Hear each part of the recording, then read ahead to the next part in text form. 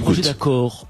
Les États-Unis et leurs alliés vont devoir présenter des plans de reconstruction pour l'Iran et le montant minimal est faramineux, 300 milliards de dollars. L'Iran va recevoir 300 milliards de dollars pour la reconstruction du pays, mes amis. C'est ça le deal avec les États-Unis. L'Iran a gagné cette guerre contre les États-Unis, c'est officiel. L'accord de... Jamais de toute l'histoire de l'humanité, un pays n'avait une telle puissance militaire, c'est-à-dire comparée à celle des États-Unis aujourd'hui. Et pourtant, sur les 30 dernières années, les Américains perdent toutes les guerres. Certains observateurs estiment que c'est une manière pour Donald Trump de payer la paix et d'acheter la stabilisation du système. D'ailleurs, concrètement, 300 milliards pour l'Iran, ça représente quoi ? Juste un chiffre, une installation nucléaire, c'est entre 5 milliards et 10 milliards quand on la fabrique, quand on la construit. Ouais. Donc 300 milliards, c'est les 30 sites qui ont été quasiment détruits. Grâce à ces 300 milliards, ils reconstruisent tout. Autre volet financier, le déblocage de 24 milliards de dollars d'avoirs iraniens gelés au cours de la période de négociation de 60 jours. Et la subtilité, c'est que Téhéran veut d'ores et déjà en recevoir la moitié, 12 milliards, d'ici vendredi. Une garantie pour l'Iran qui redoute que les États-Unis ne respectent pas cette part du marché. Un signal, en fait, pour établir un minimum de confiance. Et puis enfin, il y a ce point à rajouter au dernier moment, des frais maritimes dans le détroit d'Ormuz. 300 milliards de dollars. Les contribuables américains réalisent qu'ils vont payer quelques 300 milliards de dollars pour reconstruire l'Iran, après avoir dépensé 80 milliards de dollars pour le détruire. Et cela après plusieurs semaines de conflits durant lesquels l'Iran a détruit des bases militaires américaines, des radars, des drones, des infrastructures militaires, des avions et infligé des pertes humaines aux forces américaines tout en lançant des missiles contre Israël et dans l'ensemble de la région. Autre point, Washington s'engagerait également à ne plus intervenir dans les affaires intérieures de l'Iran, à retirer ses forces des zones entourant l'Iran et à garantir la réouverture du détroit d'Ormuz dans un délai de 30 jours. Une réouverture qui serait placée sous supervision iranienne. Le texte prévoirait la suspension des sanctions visant le pétrole et les produits pétrochimiques iraniens, permettant à Téhéran de retrouver une importante marge de manœuvre économique et faisant de Téhéran une puissance économique. Sur la question la plus sensible pour Israël, celle du programme nucléaire iranien, le document reste particulièrement flou, vague. L'Iran s'engagerait à ne jamais chercher à acquérir l'arme nucléaire. Mais c'est une formule qui rappelle fortement l'accord de 2015 conclu sous Barack Obama, que Trump avait pourtant dénoncé avant de s'en retirer en 2018. Barack Obama a lui-même déclaré aujourd'hui qu'il doute que Trump obtienne un accord meilleur que celui qu'il avait négocié.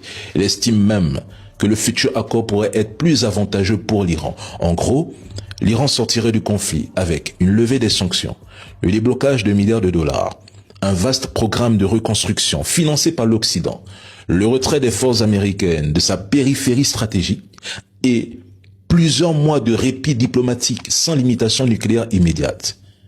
Israël, de son côté, obtiendrait essentiellement une promesse politique de Trump, soutenue, attention, par une intense campagne de propagande en ligne. Et ce qui m'amuse, c'est que Trump se bat encore pour un détroit qui a toujours été ouvert. Qui vont payer. En effet, mes amis, nous avons appris donc que l'Iran a réclamé au moins 300 milliards de dollars pour reconstruire son pays suite à l'agression israélo-américaine sur Téhéran et sur tout le territoire. Et mes amis, ça a été confirmé. Le vice-président des États-Unis, c'est pas n'importe qui, hein, le vice-président J.D. Vance, qui dit « Nous sommes tout à fait ouverts au fait que l'Iran reçoive 300 milliards de dollars de la part des pays du Golfe. » Ça veut donc dire que ce sont les Émirats, que c'est Oman, que c'est Bahreïn, que c'est l'Arabie Saoudite, que ce sont tous ces pays-là qui vont payer à l'Iran. Et là, c'est le moment où tu rêves que les Saoudiens se rendent compte que ce n'est pas rentable de s'allier aux États-Unis, que les Émiratis devraient se rendre compte que ce n'est pas du tout rentable d'être les laquais d'Israël, parce que les Émirats ont déjà débloqué plusieurs milliards de dollars, et c'est eux qui vont payer la plus grosse partie de la facture. Les Iraniens exigent, et désormais, les Iraniens reçoivent. Tout ça pour avoir la paix. Énorme victoire de la part de l'Iran, et aujourd'hui, les États-Unis et surtout les pays du Golfe sont en mode carpette. bon courage aux Iraniens qui vont survivre. Officiel, l'accord de paix a été conclu et confirmé par la télévision iranienne hier. Il sera signé en Suisse ce vendredi. Pendant que Trump, lui, essaie de faire passer sa capitulation pour une victoire, le monde entier a vu. Parce que écoutez bien le niveau d'audace de Donald Trump. Le mec s'est félicité sur ses réseaux sociaux et nous sort, je cite, « C'est un formidable accord qui apportera la paix et la sécurité dans toute la région. De nombreux présidents ont tenté de faire la paix avec l'Iran, ils ont tous échoué. » Mais Donald, réveille-toi, putain. Mais qui peut croire encore ce fou? Il n'y avait pas de guerre au Moyen-Orient avant que tu décides d'y foutre le bordel en février dernier. Ton accord historique, c'est juste un retour à la normale payé au prix fort. Maintenant, essayons de regarder les faits, mais de manière sérieuse. L'oncle Sam a activé toute sa machine de guerre, menacé de raser Téhéran, ça tous les 3 jours, déployer ses porte-avions pour au final signer un texte qui lève le blocus, rouvre le détroit d'Ormuz gratuitement et débloque en fait 20 milliards de dollars d'Iraniens gelés. Pire encore pour Washington, le monde entier a vu que l'Iran pouvait résister à la première puissance mondiale. Son armée est intacte, le régime toujours debout, et le peuple, lui, s'est totalement ressoudé derrière son gouvernement face à l'agression. Trump nous parle d'une grande paix au Moyen-Orient. Mais au final, c'est pas à Téhéran qu'il faut faire signer ses papiers. C'est à ton proxy israélien qu'il faut tenir en laisse. La conclusion de tout ça, c'est que l'Iran ressort plus riche, plus forte, mais surtout plus respectée. L'art du deal s'est clairement transformé en l'art de la fessée géopolitique. Et celle à laquelle on vient d'assister est probablement le plus grand désastre stratégique du 20e, peut-être. On verra ce qui va se passer dans le reste du 21e siècle. En s'arrêtant là, c'est quand même pathétique, cette réalité que depuis plus de 30 ans, les États-Unis attendent toujours de gagner les premières guerres. C'est incroyable. Les débâcles se succèdent. Et en Iran, c'est plus qu'une débâcle. Ceci, c'est le genre d'analyse froide qui fait mal, qui choque ceux qui consomment l'Amérique sans modération, mesdames et messieurs. C'est-à-dire, Donald Trump a ajouté une humiliation plus que monumentale à celle que les États-Unis ont déjà connue depuis plus de 30 ans, en commençant par le Vietnam, en allant en Afghanistan, en allant en Irak, en allant en Libye, et même en Somalie. Et même, il y a une chose qui est passée inaperçue. Avec le refus de l'arbitre somalien d'entrer sur le territoire américain, beaucoup ont oublié que Donald Trump avait carrément chambré la Somalie, qualifiant la Somalie de pays inexistant. Il faut s'en dire que Donald Trump, mesdames et messieurs les amis, a l'art de la rancune. Donald Trump n'oublie rien. Si vous faites quelque chose à l'Amérique, Donald Trump s'en souviendra toujours. Ça, c'est dans sa nature. Aujourd'hui, on voit Donald Trump, sa bataille contre l'Iran. Certains se disent que non, ça a commencé en 2025 ou en 2024, je ne sais pas quoi. Donald Trump, depuis 1979, tenait déjà un langage belliqueux envers le régime des Mollahs. Pour ceux qui se souviennent de la prise des otages américains à Téhéran, où Donald Trump avait dit que les États-Unis ne pouvaient pas se permettre une humiliation d'un pays comme l'Iran, comme ça déjà à l'époque, et que pour lui c'était inacceptable. Donc, la bataille que Donald Trump mène aujourd'hui, elle est vieille de près de 47 à 50 ans. Et voici donc une Amérique qui depuis près de 30 ans minimum n'a jamais gagné une guerre. Et qui en 2026 vient encore de se voir infliger une débâcle monumentale et historique. Bon les gars, c'est l'info de ce lundi matin, c'est l'humiliation totale pour Donald Trump et son pays de Golemont. Donc on vient de nous annoncer, même Emmanuel Macron a tweeté, donc la fin probable de cette guerre entre l'Iran et les États-Unis. Donc apparemment l'accord de paix sera signé vendredi. Il faut savoir que dans les accords, il y a plusieurs choses qui tiennent, c'est-à-dire que soi-disant l'Iran va faire des efforts sur son enrichissement d'uranium, ce qui ne sera absolument pas prouvable parce qu'il n'y a pas d'intervention terrestre, donc personne ne sait en fait ce qui se passe sur le territoire iranien. Donc ça c'est une énorme défaite pour Donald Trump. La réouverture du détroit d'Ormuz, on n'en parle même pas parce que de toute façon le détroit avant le 28 février, il était ouvert. Donc en gros, il va repartir avec, après avoir nettoyé le bordel qu'il a foutu lui-même, avec en plus maintenant l'Iran a prouvé au monde entier que s'il voulait bloquer l'économie mondiale, il pouvait le faire. Donc c'est une énorme victoire pour l'Iran de ce côté-là. Alors ça n'a pas été annoncé officiellement aussi, mais la levée des avoirs gelés pour l'Iran, qui est encore une fois une énorme victoire à ce niveau-là, parce que la levée des sanctions économiques montre que l'Iran a obtenu ce qu'il voulait dans les négociations. Donc en gros, on va finir une guerre qui est exactement dans le même état que quand elle avait avant qu'elle démarre en fait. C'est-à-dire que Donald Trump s'est fait humilier de A à Z, il s'est pointé en Iran en venant montrer au monde entier en gros qu'il était le patron, et au final il s'est fait humilier avec son pays de Golemont. C'est surtout de savoir quand est-ce que les États-Unis ont gagné une guerre. C'est la question qu'il faut se poser en fait. L'accord Iran-États-Unis, c'est fait, mes amis, il va être signé dans les prochains jours et les États-Unis ont totalement délaissé Israël. Et je dirais même que Tel Aviv a été humilié. Franchement, on n'y croyait plus. On est le 15 juin et hier soir encore, on pensait que l'Iran allait frapper Israël. Tous les indices étaient là et pourtant, les États-Unis ont annoncé un accord avec l'Iran. Et c'est Donald Trump lui-même qui l'a annoncé sur son réseau social, le deal avec la République islamique d'Iran. Remarquez, le respect vis-à-vis des Iraniens a été signé et le détroit d'Ormuz va être réouvert. Oui, sauf que Donald, avant la guerre, il était déjà ouvert. Et ceux qui l'ont mauvaise, mes amis, c'est les Israéliens. Regardez bien, ça laisse un goût très amer à Israël. Tant aux Israéliens, mes amis. Pourquoi? Parce qu'ils n'ont rien obtenu sur le nucléaire et parce qu'aujourd'hui, les États-Unis ont signé un deal sans demander l'aval de Netanyahou. Et donc, on se dit que peut-être aux États-Unis, il y a une volonté de lâcher Israël. Il faut savoir que dans cet accord, normalement, les Israéliens doivent se retirer du Liban. Sauf que le ministre de la Défense israélien, Israel Katz, a d'ores et déjà dit qu'ils ne se retireront pas. Alors maintenant, une question se pose. Donald Trump va-t-il laisser les Iraniens frapper Israël sans réagir? Et ça, ce serait, mes amis, à mon sens, la meilleure décision pour les intérêts américains. Bon courage à ceux qui vont survivre. Alerte info, on commence à avoir des informations de la partie iranienne au sujet de l'accord avec les États-Unis.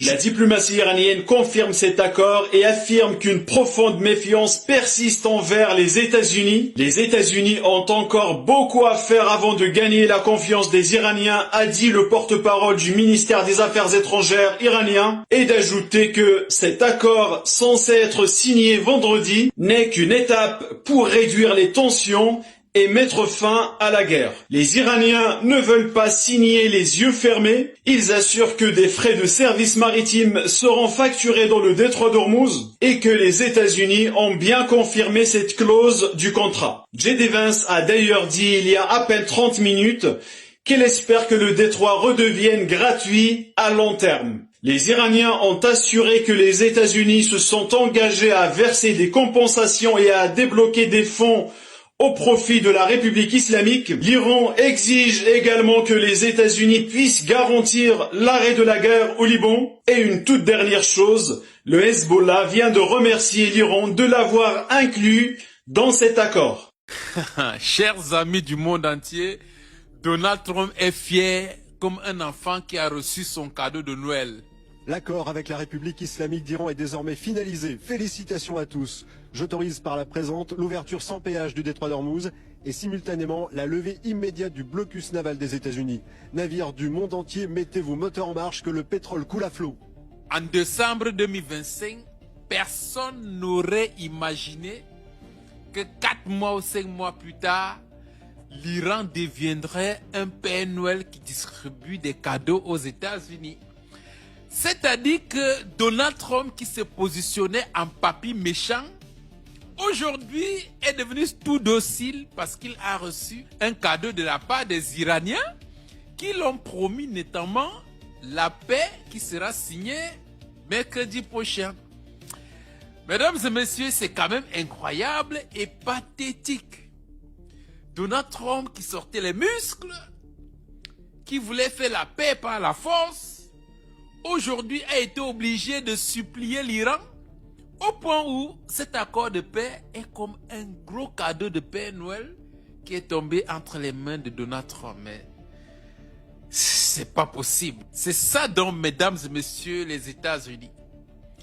Les États-Unis, dès que tu mets la clé sur le pétrole, leur respiration est coupée. Dès que tu mets la clé sur le pétrole, quelle que soit la zone du monde où tu fermes le pétrole, mesdames et messieurs, la respiration des États-Unis commence à avoir de sérieux problèmes. Ils se retrouvent en bloc de réanimation. C'est de ça qu'il s'agit, mesdames et messieurs. Que le pétrole coule à flot, mesdames et messieurs, déclare Donald Trump. Malheureusement, d'après les scénarios qu'il a élaborés, notamment celui de prendre le pétrole iranien gratuit, ça n'a pas fonctionné. Mais le problème est que le pétrole américain a eu des problèmes depuis déjà plus de 4 mois et qu'on n'en pouvait plus du côté américain, au point où Donald Trump avait une très grosse pression interne. Aujourd'hui, mesdames et messieurs, c'est un très gros soulagement pour Donald Trump qu'aujourd'hui, ces grands électeurs, ces pétroliers internes, ces investisseurs qui lui ont mis la pression, sans compter ceux qui sont aux Émirats Arabes Unis, au Golfe Persique, etc. Donald Trump peut souffler ce soir et dormir après 4 à 5 mois de cauchemar iranien. 5. La guerre est maintenant terminée. L'Iran déclaré vainqueur.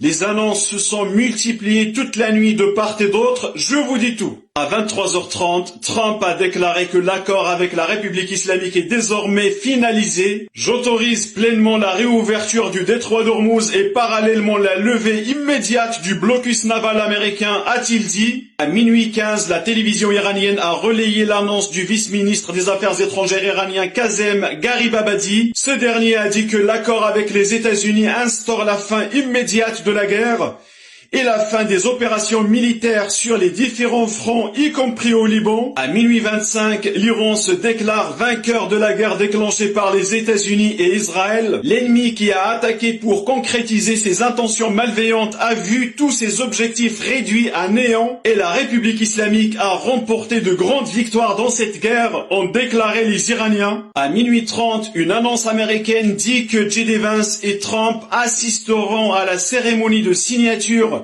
qui aurait lieu dans quelques jours en Suisse. À minuit 40, l'Iran annonce que les négociations sur le nucléaire débuteront dans un délai de 60 jours. Et à ce sujet, les Iraniens ont annoncé qu'ils ne lâcheront rien et que la méfiance est de mise. À 1h du matin, Trump rectifie sa première déclaration et annonce que le détroit d'Ormuz n'ouvrira pas tout de suite, mais seulement après la signature. Il a parlé du 19 juin. À 1h05, les forces iraniennes ont déclaré avoir infligé une humiliation aux États-Unis et à Israël. L'Iran a imposé sa volonté divine et d'acier aux ennemis américains et sionistes, ont-ils déclaré, et d'ajouter: il n'avait d'autre choix que d'accepter la défaite et de se rendre. Et enfin, à 1h45, le Royaume-Uni, la France, l'Allemagne et l'Italie se disent prêts à lever les sanctions contre la République islamique.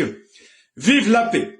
Une remarque pertinente, les amis. Nous sommes Vous avez été très nombreux à souligner que la Palestine, malheureusement, n'apparaît nulle part dans les termes de l'accord américano-iranien. Effectivement, c'est déplorable et il est écrit nulle part que le peuple palestinien doit vivre avec cette souffrance pour toujours. Le train iranien veut bien s'arrêter à toutes les gares, mais si les autres ne font pas un minimum de travail, les Iraniens à eux seuls ne pourront jamais régler toutes les injustices de ce monde. N'oublions pas que l'Iran s'est battu seul contre le monde entier, ou presque. Il a défendu ses propres territoires 3 fois plus vastes que la France, alors qu'il est entouré de pays tous dévoués à l'ennemi. Il a pris sous son aile le Liban, mais c'est parce que le Hezbollah a travaillé de concert et avec intelligence avec l'armée iranienne. Une fois qu'on a dit ça, les territoires palestiniens occupés doivent s'émanciper parce que ce qui s'y passe n'est pas une fatalité. Et pour y arriver, il y a juste besoin d'un ou de 2 États qui disposent ne serait-ce que d'1/10 de la conviction et du courage des Iraniens. Malgré tout, je reste convaincu que l'exploit réalisé par les gardiens de la révolution aujourd'hui sera bénéfique pour le futur de la cause palestinienne. Ça vient de tomber, le détroit d'Ormuz est réouvert. Trump annonce même que les navires commencent à recirculer dans ce détroit. Le seul petit problème, les mines. Je t'explique tout. Comme tu peux le voir, d'après Trust Social, Trump aurait déclaré qu'il se déplace le long de l'autoroute du Sud, qui est totalement sûre, sécurisée et immaculée. Sauf que c'est pas totalement vrai. Car comme tu peux le voir d'après ce post, les experts disent que les mines sont difficiles à détecter, difficiles à déminer et peuvent être replacées relativement rapidement. Comme tu le sais sûrement déjà, l'Iran lors du conflit avait déjà fortement miné la zone et beaucoup de ces mines sont encore présentes dans les eaux de ce détroit. Alors la question qu'on doit se poser, est-ce que les navires circulent vraiment en toute sécurité?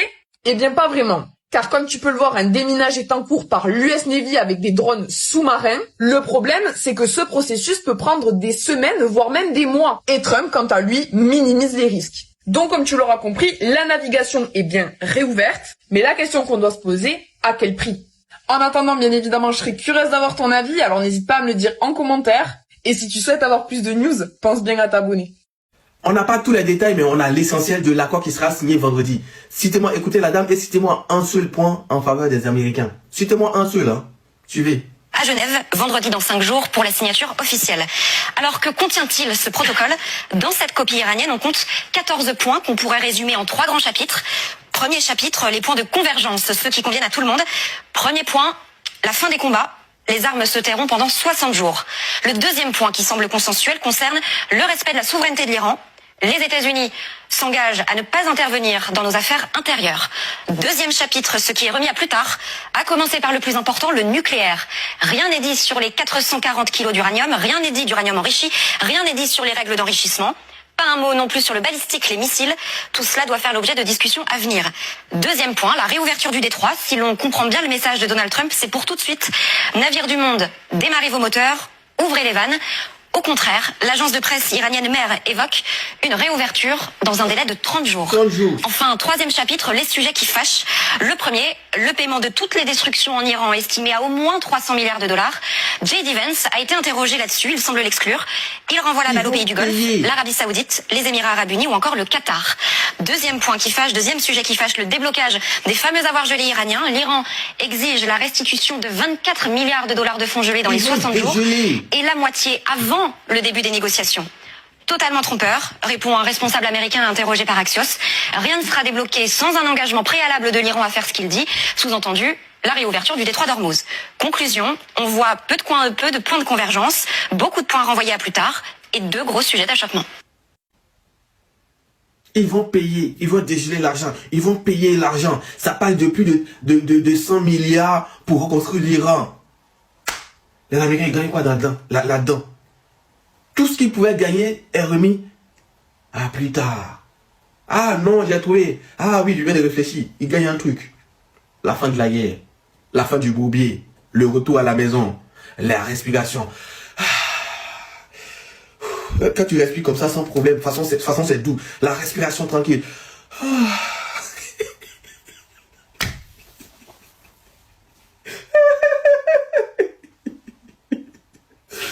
C'est tout ce qu'ils gagnent là.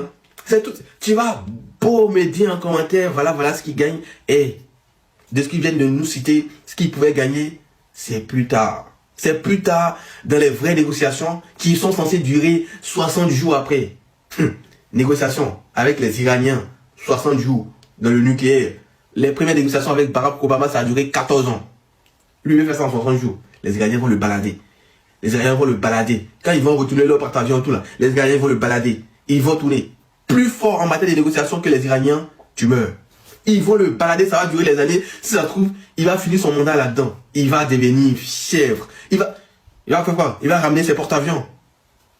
Eh ben vas-y. En fait, actuellement, tous ceux qui ont pronostiqué la défaite des Américains, actuellement on est comme ça. Non seulement mon pays a gagné, et en plus j'ai bien pronostiqué, actuellement je suis comme ça. C'est comme ça.